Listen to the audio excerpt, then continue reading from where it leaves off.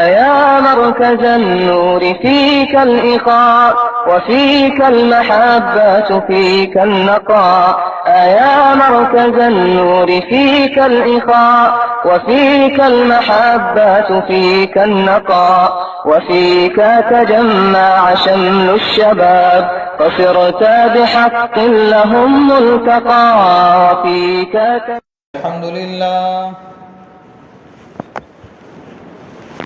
الحمد لله نحمده ونستعينه ونستغفره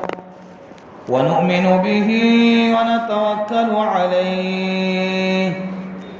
ونعوذ بالله من شرور أنفسنا ومن سيئات أعمالنا من يهده الله فلا مضل له ومن يضلله فلا هادي له ونشهد أن لا إله إلا الله وحده لا شريك له ونشهد أن سيدنا وسندنا ونبينا وحبيبنا ومولانا محمدا عبده ورسوله أما بعد فأعوذ بالله من الشيطان الرجيم بسم الله الرحمن الرحيم يا أيها الذين آمنوا قوا أنفسكم وأهليكم نارا صدق الله العظيم بلغ العلا بكماله كشف الدجى بجماله حسنت جميع خصاله صلوا عليه وآله اللهم صل على سيدنا محمد وعلى آل سيدنا محمد وبارك وسلم حق تعالیٰ جل شانہ نے اس روئے زمین پر بے شمار نعمتوں سے ہم سب کو نوازا ہے. نعمتیں اتنی ہیں کہ آدمی پوری زندگی اس رب کی دی ہوئی نعمتوں کو گننا چاہے تو نہ گن سکتا ہے نہ شمار کر سکتا ہے. بے شمار نعمتیں ہیں. آج کی جمعہ کی اس مختصر مبارک مجلس میں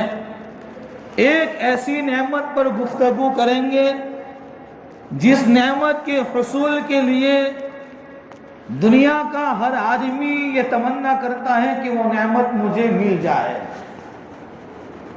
چاہے وہ کسی بھی مذہب سے تعلق رکھتا ہو، مسلمان ہو، یہودی ہو، نصرانی ہو، کسی بھی دھرم اور کسی بھی مذہب سے تعلق رکھتا ہو، بلکہ وہ چاہے غریب ہو، مالدار ہو، گاؤں کا رہنے والا، شہر کا رہنے والا، دنیا کے کسی بھی خطے میں وہ زندگی گزارتا ہو، لیکن اس روئے زمین پر آنے والا ہر آدمی یہ چاہتا ہے کہ یہ نعمت مجھے مل جائے. اور کبھی کبھی اس نعمت کے حصول کے لیے مسلمان، ایمان والا اور ایمان والی بندی وہ اپنے ایمان کو بھی بیچ دیتی ہے اور اس کو معلوم نہیں ہوتا ہے، اس کو احساس تک نہیں ہوتا ہے کہ وہ اس نعمت کے حصول کے لیے اپنے ایمان کو اس نے بیچ دیا ہے. وہ نعمت یہ ہے کہ جس کو اللہ تعالیٰ جل شانہ نے اولاد کی نعمت عطا فرمائی، وہ بہت بڑی نعمت ہے. ہم دیکھتے ہیں ایک نوجوان لڑکا ہے جو اپنے ایک مدت کے بعد نکاح کرتا ہے، شادی کرتا ہے، اپنی ازدواجی زندگی شروع کرتا ہے. سب سے پہلی تمنا یہ ہوتی ہے کہ میرے یہاں اولاد کی نعمت آ جائے. بڑے بڑے دوائیاں، بڑے بڑے نسخے استعمال کرتا ہے اور بڑی بڑی ٹیکنالوجی کے ذریعے سے وہ اپنے آپ کو اس قابل بنانا چاہتا ہے کہ میرے یہاں اولاد کی نعمت میسر ہو جائے. بلکہ آدمی اس نعمت کے حصول کے لیے کبھی کبھی ایسی جگہوں پر چلا جاتا ہے، ایسے لوگوں کے پاس چلا جاتا ہے جہاں جا کر اس نعمت کے حصول کے لیے اپنی زبان سے ایسے الفاظ نکالتا ہے جس کی بنیاد پر اس کا ایمان اندر سے نکل جاتا ہے۔ بات اشارے میں ہو رہی ہے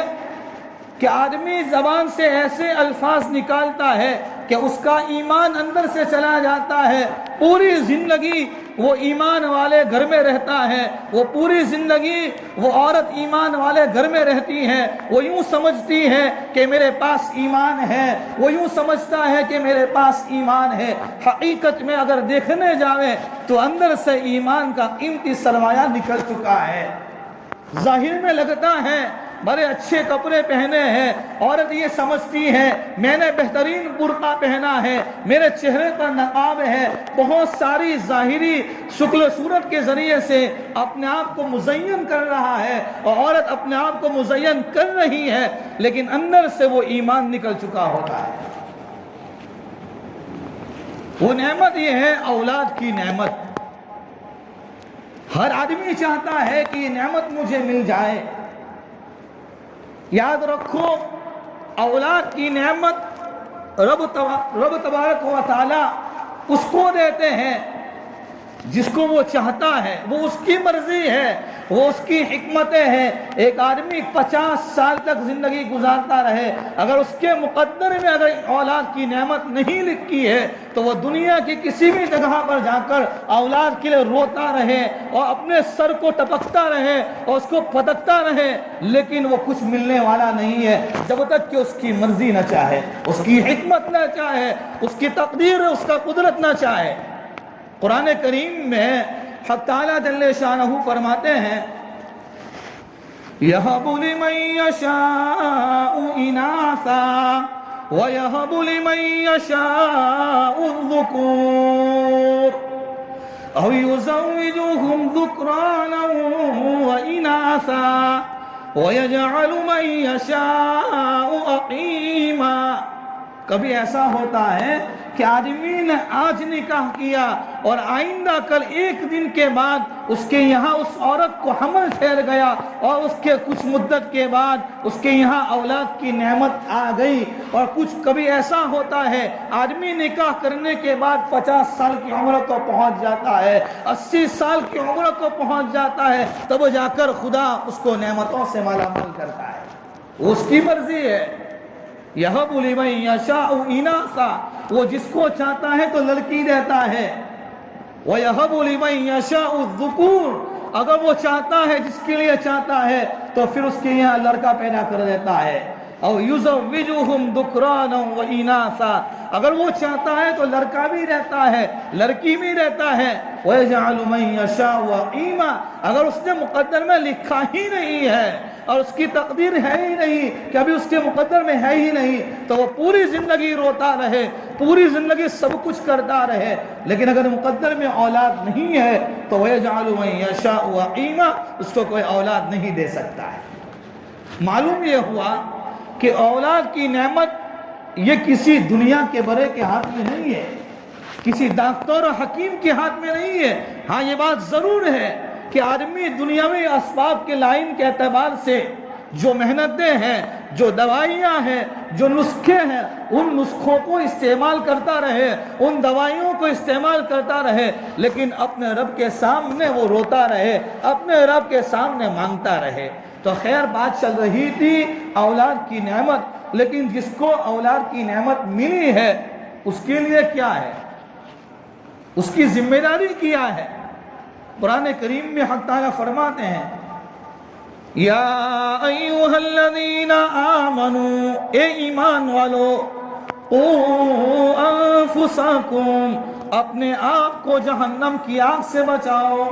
واہلیکم، اور اپنے گھر والوں کو، اپنے آپ کو، اپنے گھر والوں کو، اپنی بیوی کو، اپنے بچوں کو، گھر کے تمام افراد کو جہنم کی آگ سے بچاؤ۔ اولاد بہت بڑی نعمت ہے، اس موجودہ دور میں جن دور سے میں اور آپ گزر رہے ہیں، اس دور کے اندر اپنے آپ پر اور اپنی اولاد کے ایمان پر اور اس کے عقائد پر دھیان دینے کی بہت ضرورت ہے کہ اندر میں جا کر دیکھنا چاہیے کہ میرے گھر میں میرا بچہ اور میری بچی میرے ساتھ صبح میں ناشتہ کرتے ہیں، دوپہر میں ساتھ میں کھانا کھاتے ہیں، کیا اس کا ایمان بھی صحیح سلامت ہے کہ نہیں ہے، کیا اس کے عقائد بھی صحیح درست ہے کہ نہیں ہے، یہ دیکھنا پڑے گا۔ اس لیے اولاد کی نعمت ہے تو یوں نہیں کہ بس ہم نے ہمارے گھر میں اس نے وجود پایا ہے، ہمارے گھر میں وہ ہماری گود میں پیدا ہوا، اب اس کو چھوڑ دو، نہیں، اس کے ایک ایک سیکنڈ، اس کے ایک ایک پل پر ہمیں نظر کرنے کی ضرورت ہے کہ ہماری اولاد کہیں ہمیں جہنم میں لے جانے کا ذریعہ نہ بنے۔ اس لیے ماں باپ کی یہ ذمہ داری ہے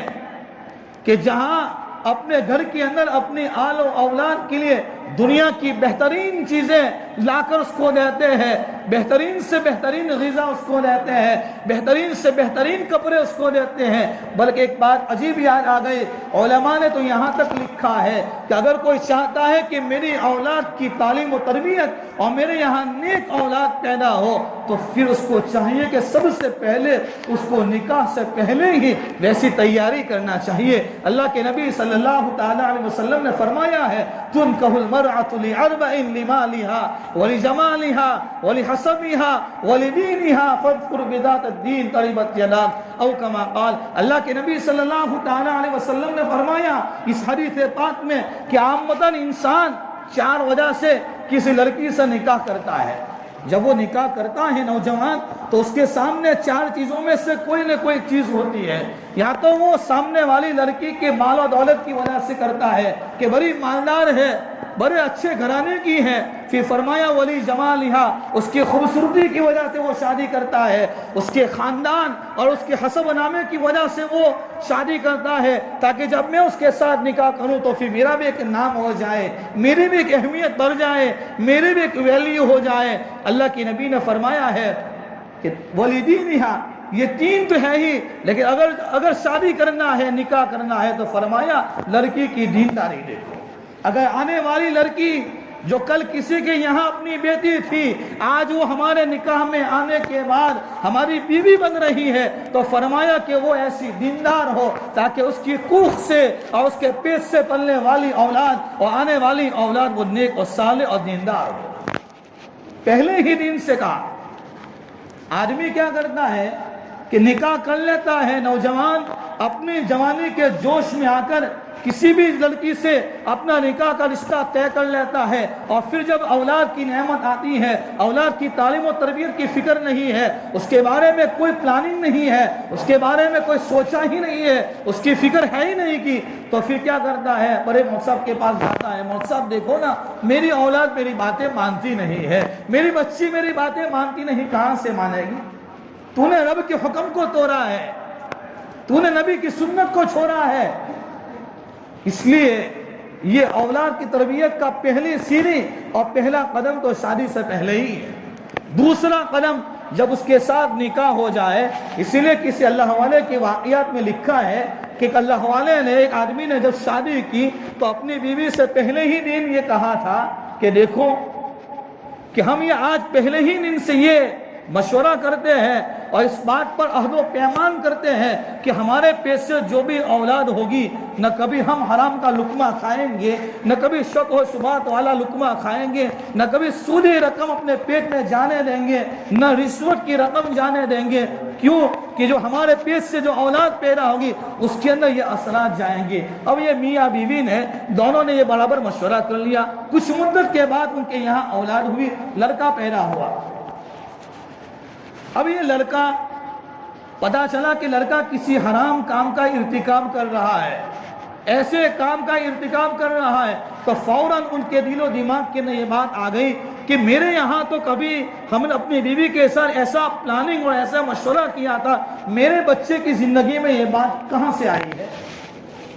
کہ میرا بچہ چوری کرنے کی عادت اس کو کہاں سے بنی ہے، کہ میرا بچہ چوری میں کیسے پکڑایا گیا، حالانکہ نہ میں نے کبھی حرام کا لقمہ کھایا ہے، نہ میری بیوی نے حرام کا لقمہ کھایا ہے، لیکن انہوں نے اپنے بیٹے کو کہنے کے بجائے سب سے پہلے اپنے گھر آئے، اپنے گھر آنے کے بعد اپنی بیوی سے کہا کہ یاد رکھنا، سچ سچ بتانا، جب میں نے تیرے ساتھ نکاح کیا تھا اور تجھے جب میں بیوی بنا کر اپنے گھر میں لایا تھا، میں نے تجھ سے یہ وعدہ کیا تھا کہ نہ کبھی حرام کا لقمہ نہ اپنے پیٹ میں جانے دے گی، نہ میں اپنے پیٹ میں جانے دوں گا۔ پھر یہ اپنے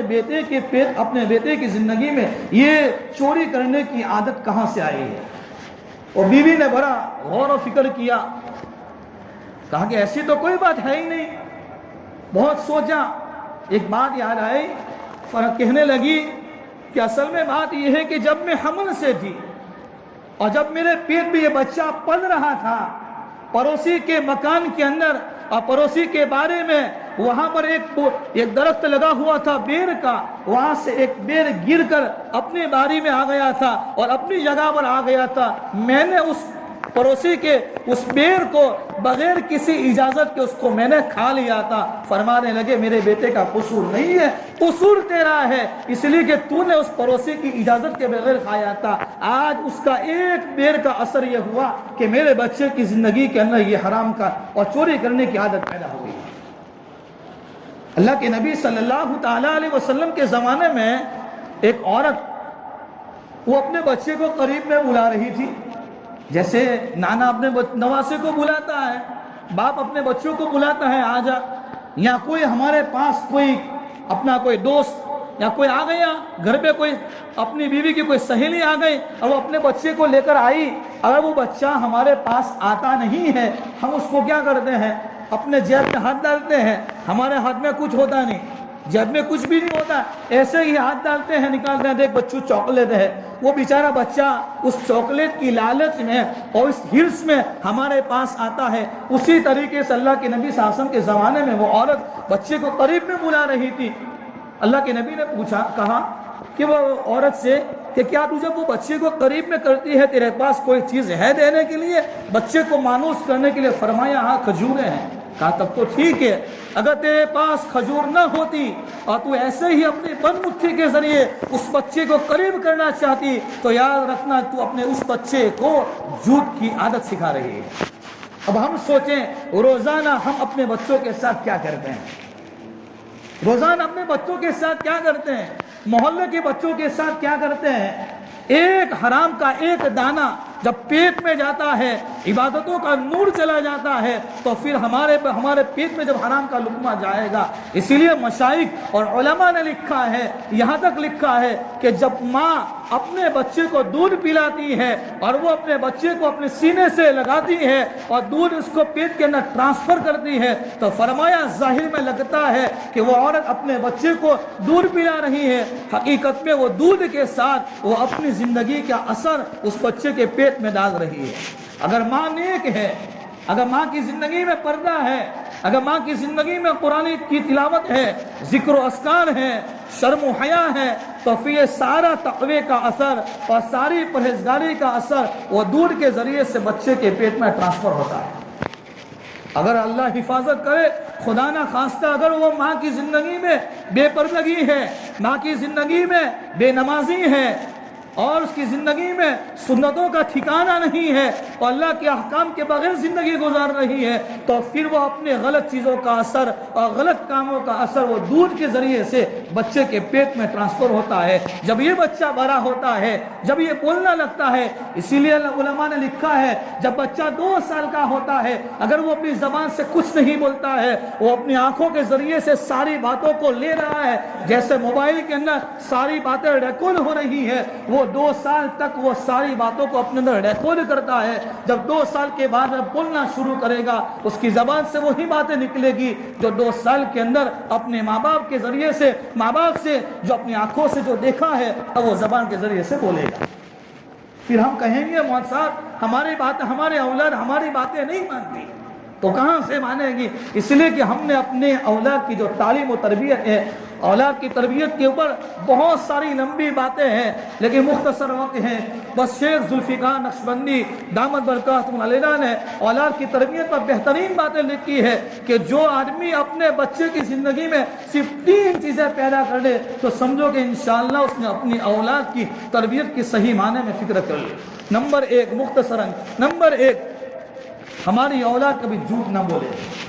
کبھی جھوٹ نہ بولے. ہر چیز گوارا ہے لیکن جھوٹ گوارا نہیں. دوسرے نمبر پر نمازوں کا اہتمام. 5 نمازوں میں سے ایک بھی نماز میرے بچے کی قضا نہ ہو، میری اولاد کی ایک بھی نماز نہ چھوٹے، اس کی نماز قضا نہ ہو. اور تیسرے نمبر پر فرمایا اس بچے کی زندگی میں خدمت کرنے کا جذبہ پیدا ہو جائے. ماں باپ کی خدمت ہے، محلے والوں کی خدمت ہے، رشتہ داروں کی خدمت ہے، پوری امت کی خدمت ہے. جب یہ خدمت کا جذبہ پیدا ہو جائے گا تو یوں سمجھو کہ آپ نے اپنی اولاد کی تربیت کی صحیح معنی میں فکر کی ہے. اللہ تعالیٰ سب سے پہلے مجھے ہم تمام کو ان باتوں پر عمل کرنے کی توفیق کامل نصیب فرمائے، اپنی اولاد کی صحیح تربیت کرنے کی توفیق نصیب فرمائے. اور ایک اعلان تھا، آدم بھائی درسوت جو اس وقت بیمار ہے، ہمارے ڈاکٹر اسلم بھائی کے والد صاحب ہیں، اللہ تعالیٰ ان بیماروں کی شفائے کاملہ عاجلہ مستمرہ دائمہ نصیب فرمائے. امت میں بہت سارے بیمار ہیں، تمام بیماروں کے لیے شفا کی دعاؤں کی درخواست ہے. امت میں بہت سارے لوگ پریشان ہیں، کوئی مقروض ہے. میں آج کی اس مجلس میں ایک مختصراً ایک عمل بتا کر جاتا ہوں. جو مقروض ہے، روزی روٹی کے لیے پریشان ہے اور ہر اعتبار سے آدمی پریشان ہوتا ہے، ایک عمل مختصراً یہ ہے کہ 24 گھنٹے ہر آدمی باوضو رہنے کا اہتمام کرے. وضو کے ساتھ عورت اپنے گھر میں وضو کے ساتھ کچن میں کھانا پکائے، جو کچھ کام ہے وضو کی حالت میں. اگر مرد ہے، اگر نوجوان ہے، وہ اپنی کالج میں جاتا ہے، اسکول میں جاتا ہے، یونیورسٹی میں جاتا ہے یا اپنے جاب پہ جاتا ہے، کہیں پر بھی جاؤ لیکن وضو کے بغیر نہیں. وضو کے ساتھ رہیں گے، ایکسیڈنٹ سے حفاظت ہوگی. اللہ تعالیٰ روزی میں بے انتہا برکتیں دیں گے، اللہ تعالیٰ کی محبت آئے گی. اس کے بہت سارے فوائد ہیں. جب آپ انشاءاللہ نیت کرو کہ 40 دن تو کم سے کم 40 دن ہم باوضو رہیں گے، باوضو 40 دن رہنے سے آپ اپنی آنکھوں سے ان تمام فوائد کو دیکھیں گے. اللہ سب سے پہلے مجھے ہم تمام کو عمل کی توفیق نصیب فرمائے. آمین وآخر دعوانا ان الحمدللہ تعالی رب العالمین. کشمیر سے بھائی ایک ساتھی آئے ہیں تو انگلیشور میں کچھ کیمپ کی بات کر رہے ہیں، آپ تمام حضرات سے گزارش ہے کہ ان کی مدد کیجیے.